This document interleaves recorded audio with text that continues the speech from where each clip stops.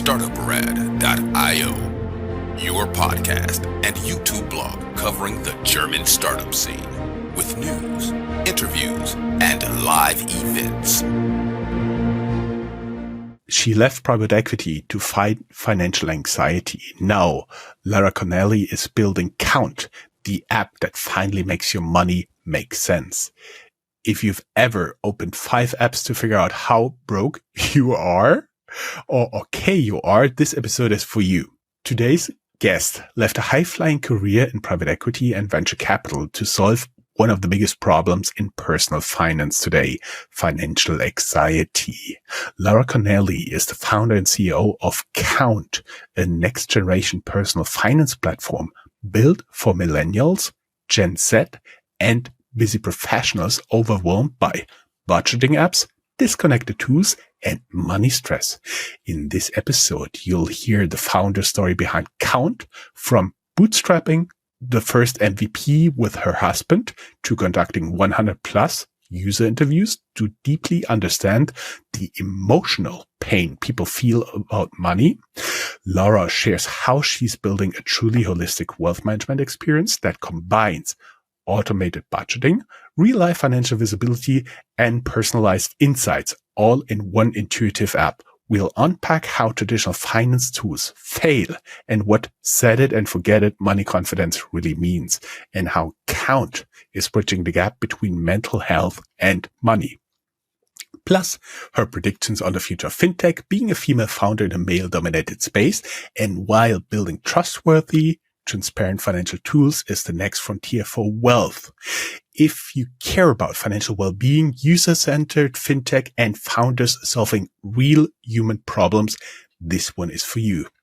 Laura, welcome. And we already can tell our audience we talked before and we are the Night Owl Club here, right? Yes. Hey, Jon. Hey, everyone. Thank you so much for having me. It's a real pleasure.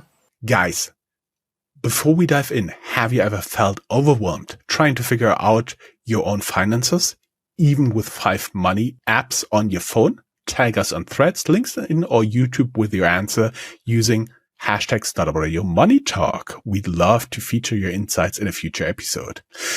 Laura, now let's get started. We may add that you've been sneaking in here before. You founded Count in London, but you're actually a Kölsche Mädel. Yes. It was lovely.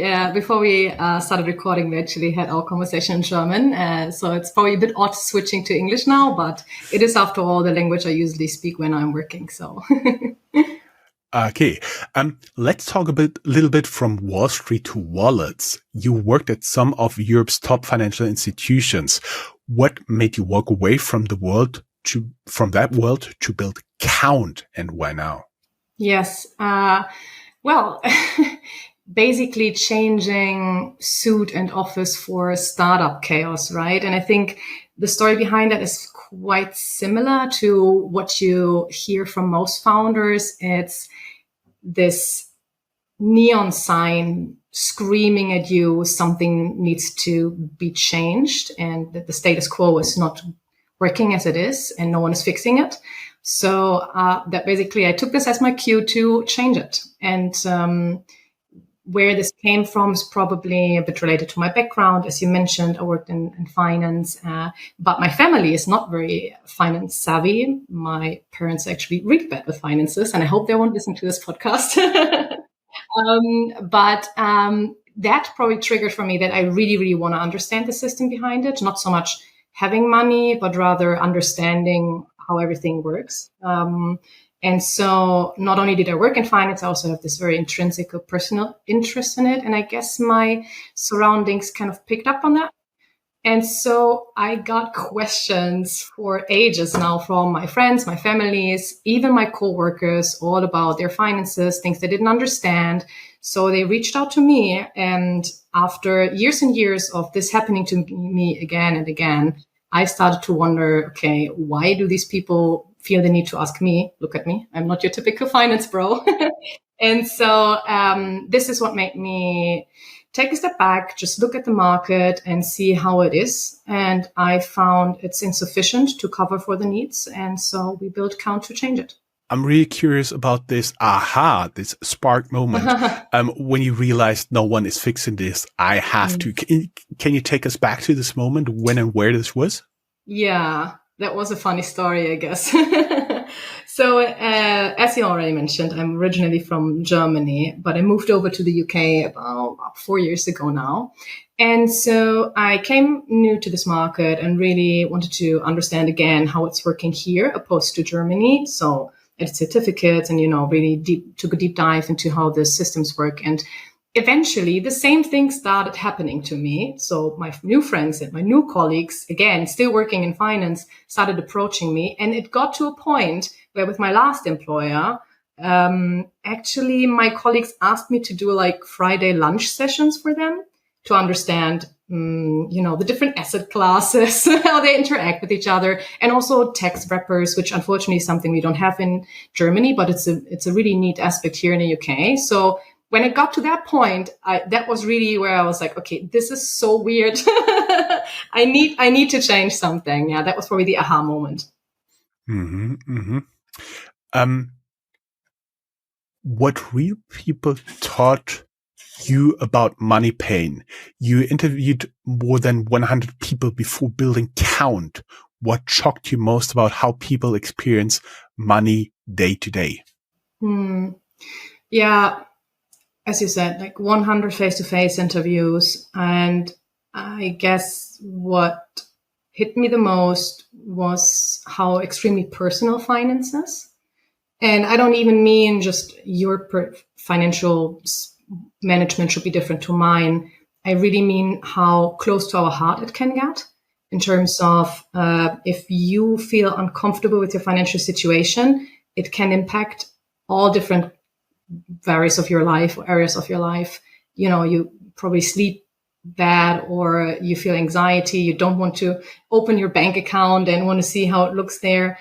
And yeah, that was the thing that hit me the most, because we all know, there's the saying, money can't buy happiness, but hands down, money can buy peace of mind. That's what I learned. Mm-hmm. The finance fatigue generation. Why are so many of us, especially millennials and Gen Z, feeling paralyzed when it comes to money? Where are the tools failing? I think that's a very complex, very layered question. Oversimplified, I would say it's information overload and support underload, which is not a real word, I guess. But so when it comes to information overload, what happened, I think, was, our past generations, what they had was very, very little access to information, which typically is a bad thing. But in that case, what it means is that in your mind, what you're feeling as, I cannot really do anything about it because I don't know it. And on the other hand, what they had was better access to support. So, your parents and grandparents probably had the same thing, where they would go to your banker or your financial advisor that they trust, and then they get this support. Whereas here in the UK, this is not the case. So what happened with the younger generation is that we have this beautiful access to information, but it's a mountain and terabyte of information just on the shoulders of people. And essentially what happened is, like, here is this information, and now you figure out how it works, have fun, So they have too much information, too little support.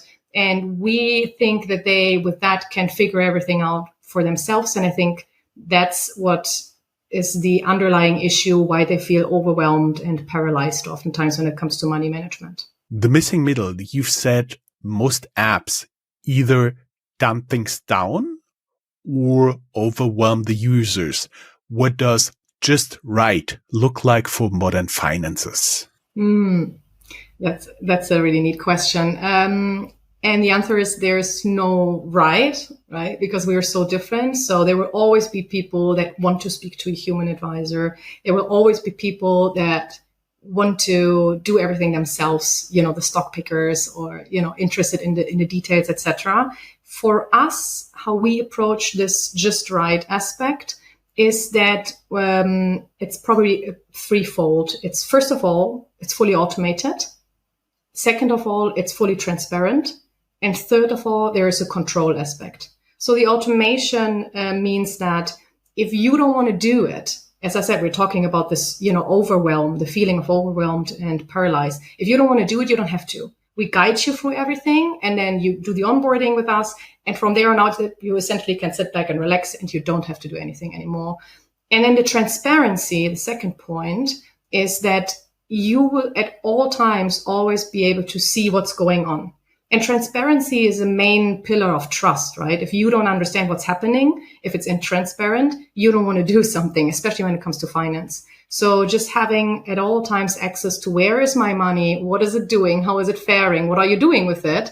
That's a very crucial part of building up the trust and the confidence. And then the third part, the control, is that there's reassurance that at any point in time, you can take back the control. So if you think of us like an autopilot for money management, at any point in time, you can take that, the steering wheel, and start controlling it on your own.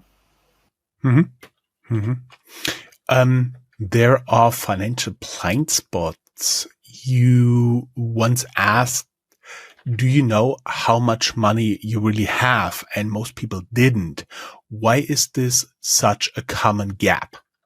Yeah, I think that also kind of plays a bit into what I mentioned just now, the transparency, right? And if I ask you now, right now, do you know how much money you have on all of your different accounts and overall? Because most, really 99% of people don't. And I know it because I was that person. And the reason for it is that most people have several accounts at this point. So you probably have at least one current account. You maybe even also have a credit card. Then you have a savings account or then an account for your investing, be it either with a robo-advisor or a trading platform or whatever. And then you also have your pension. So in reality, it's split over so many different ways and tools. It's very hard to access some of them, especially, for example, pension. I have really no idea how to, I need to consolidate it, et cetera. What is my password to onboard in to access the dashboard? So it's split in too many ways, and people kind of lost track of it, very understandably so, which is one of the reasons why our focus was to bring it back together. So when you open the account app, the first thing that you see is your dashboard, where all of your connected accounts are consolidated into one net asset view or total asset view, where you see how much you're having, where it's which split it is between savings, investing, etc. So just giving, again, this transparency of overview to people, I think that's very important. I was wondering, so one of the common financial blind spots is basically where it's really hard to get to current information. For example, my German government pension. Exactly. I see. Money equals mental health. How does Count address the emotional weight of money, not just the math? Yeah, that is probably a mission that is very close to my heart, and also binds back together with this learning that I had from the face-to-face interviews, right? Where I just said that people felt so bad and personally hurt by their financial issues. So when building Count, or in general, when we thought out to this journey to build this financial solution, caring for the mental part and the mental health was one of our most crucial aspects. And how we're doing it, again, is, of course, the transparency aspect that I just mentioned, which just helps bring peace of mind to our users. But also, I'm a huge fan of building wealth sustainably, and I hope most people are. And how that looks like for us is that we're building wealth by investing and saving. So if you start with your journey with us, we will always ask you, do you already have an emergency fund? And if so, how big is it? And if you don't, we always start investing and saving, just because it's so crucial to have this financial safety net. If you don't have this and something happened, you have to prematurely liquidate your assets in the investment part, which potentially hurts your returns. also in general just gives you peace of mind knowing, okay, if something happens, I have a couple of bucks on the side, So that was our first point where we said, okay, building up both of it and building it sustainably, that's our main path and our main mission. Before we get into that, I was spontaneously wondering, how did you find the 100 people to interview? So we started with our own network. And then from there, we kind of expanded. We asked, do you have someone that, we could potentially interview, et cetera, et cetera. And then we were also quite early already on social media. So we were on TikTok and Instagram, and people reached out to us there. And then we just built up the conversation. This is how we got to it. It's probably already more than 100 at this point, to be honest. Guys, we will be back after a short ad break.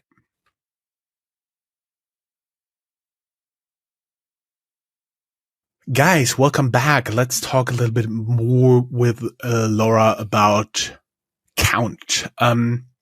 She was bootstrapping with her co-founder and also her husband. You built the MVP of Count alongside your husband. What was that experience like, building a company and a life together? Yes. I love this question. I think you're only the second person to actually ask me this. And first of all, we've been together at this point for 15 years. So it's not we started a relationship and started Count. I think that would be quite a lot for any relationship. No, we've been together which is now nearly half my life. And my husband is probably the most brilliant, but also perfectionistic brain I know, which is extremely important or helpful for building a business, but can also be challenging, as you can imagine.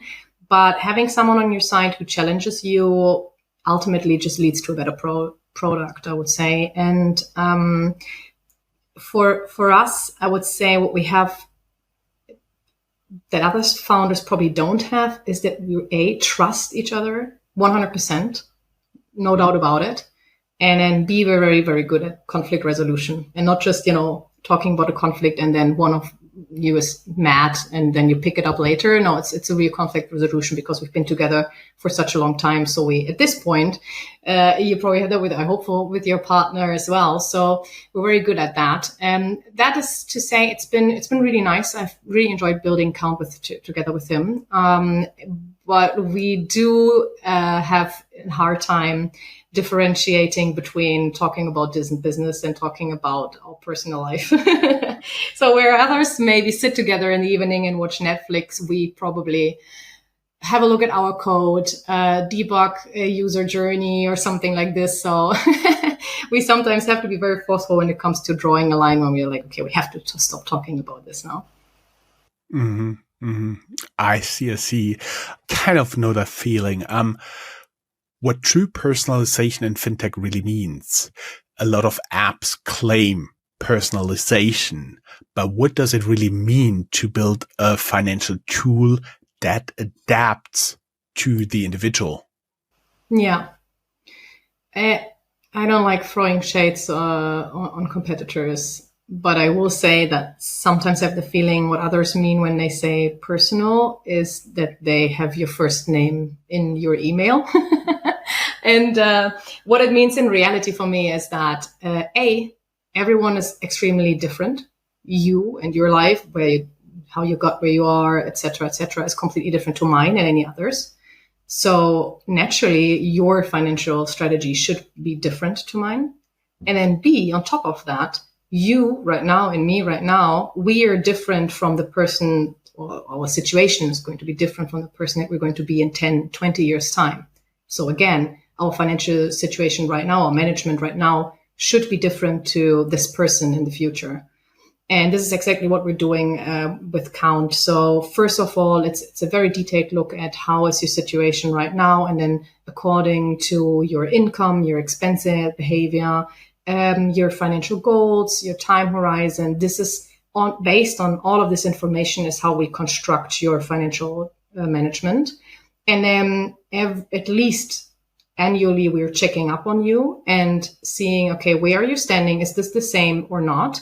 And then depending on how it's going, we're updating your strategy. Some of this is even automatic. Like if our algorithm notices that you don't have any income anymore, we're actually proactively reaching out to you and saying, okay, we noticed this. Should we kind of stop for now?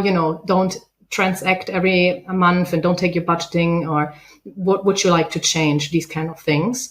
And if the closer we get to reaching your financial goal, automatically our portfolio rolls out of more risky investments and into safe haven investments, in order to make sure that, in case 1 year before you need the money, we will not be 100% in equity anymore, because if then there will be a financial crush, this will diminish your returns tremendously. So these are only a few of the personalization aspects that we have with Count. Yes, as everybody knows from just the last month, just saying the word tariffs and all the things that happen after that, equities are a good long-term investment, but you shouldn't count on it for a specific time. You went from fund ratings to empathy-led product. How did your background in fund analysis and strategic finance shape how you build for real people today? Yeah, I think I've been very fortunate when it comes to my skills that I was able to acquire from my past work experience. And it's basically a combination of two things. First of all, as you just said, it's this investment experience. When I was working at the biggest European rating agency, what we did is essentially talk to the biggest European asset managers. And, I was in one-on-one conversations with the portfolio managers, challenging their strategies, their portfolio, their holding, their view on the markets, the team, how they interact with each other. So our job was essentially to trying to pick apart what they're doing. And then based on this, we did our rating. So this comes in extremely handy, of course, in my own portfolio construction right now, because all of this experience plus the network that I have and their experience are flowing into our algorithms. And then on the other hand, what I did was, my experience in private equity and venture capital is taking a look at the market and at the companies in the market and the businesses, figuring out whether they're good businesses, and then acquiring them and implementing or onboarding them into our existing portfolio. And based on this experience, I'm extremely good at figuring out what is going wrong, what are the skills to scale a business, what are best practices that we're following, and all of this I'm integrating in my own business. And so far, I've been very happy and satisfied with how it's going. Mm-hmm. Talk a little bit about women in fintech here, the bias and the breakthrough. What's been your experience leading a fintech company as a woman, and what needs to change in the ecosystem? Yeah, I'm not a huge fan of these questions, to be honest. I do admit that there are structural challenges there are, and I wish for them to be alleviated for minorities and also, on a gender basis for sure. But I personally never identified myself with this problem, and I also don't like playing into this gender war narrative. Just like everyone else, I feel like I had some really shitty experiences. I had some really great experiences. Some of my mentors were just amazing. I had great female bosses, great male bosses, shitty male bosses. So I wouldn't say that I had a lot of trouble. I just, as I said at the beginning, I'm a great fan of understanding the mechanisms of a system, and then you try to play the system. Mm-hmm. Going a little bit more into your project, what's the long-term vision for Count? Could Count become the digital advisor we all trust and the banker of trust for like the next generation? I mean, the short answer, yes. Probably a longer answer. Yes, absolutely. I would dare to say so. I dare to dream so. That's our mission. I have a fantastic team, all of us with the same mission behind it, that we truly want to help our users by building this experience. And I would hope that ultimately a product built by people that are actually interested in the welfare and the well-being of their users is going to win. And having these amazing people on my side and coming into a market with a huge gap where we're kind of leading at the front is going to be a great advantage. Mm-hmm. For our audience, what's your biggest frustration with personal finance tools today? Too complex, too basic, or just plain confusing? Drop us your take in the comments, share your story on Threads, or send us a DM. We'll highlight you in a next show. What's one thing, Laura, you'd tell every 25-year-old about money? Imagine, for example, you could give one sentence of money advice to your younger self. What would it be? I think it would be, it's not as frightening as it may look like at the beginning. I think that's what I would tell myself. What helped me was, for sure, of course, the knowledge, but also trying it out on a small scale, investing a bit, and then see how it works. And then if you're happy and gain more confidence, you can then bring it to a broader scale. So it's not the basics that work for most of us are not rocket science. And, if I can do it, everyone will be able to do it. And I hope we can help to bring it there with Counter. What's something you wish you knew before founding a fintech startup? Founders do learn things the hard way. I personally did. What did you wish someone had warned you about before starting Count? Well, yeah, I would actually really like to hear your experience and what you have to say to this as well. For me, it definitely was, and I'm so mad at myself for this as well, is not listening to my gut feeling.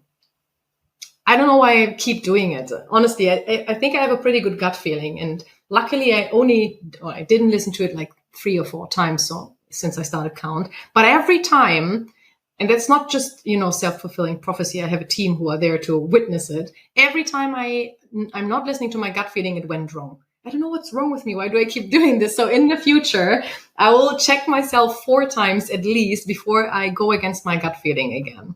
And I mean, it's probably very psychological as well, right? Humans are kind of wired to pick up on the details, subconscious things that we don't even notice. So our gut feeling is only the result of these instincts. So I think most of us should listen to it.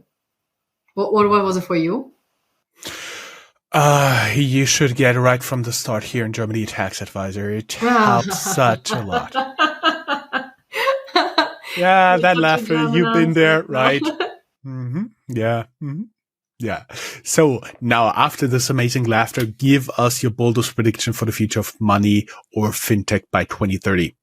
I hope it's going to be companies leaving the path of trying to sell you a service. So not stop focusing on just selling a product or a service, and then instead focusing on the user or the person. Because if, for example, it's very easy to know what I mean. So if you were looking at any homepage of a fintech company, typically you see the products or service right on the top. So you click on it and then it kind of unfolds the menu, right? And it shows you all of the different products. And then me as a consumer, I'm there just like, okay, which one do I need? I'm obsessed. I don't know.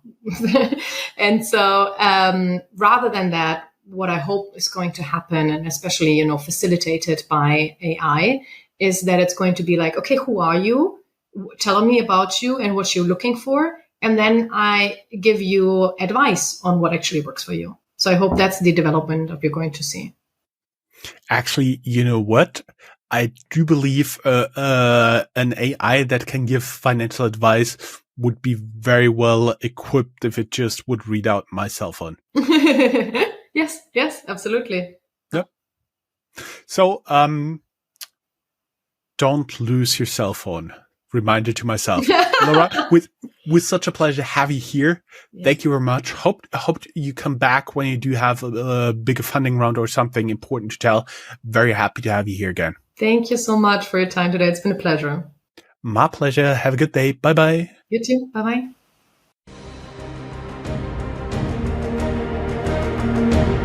That's all, folks.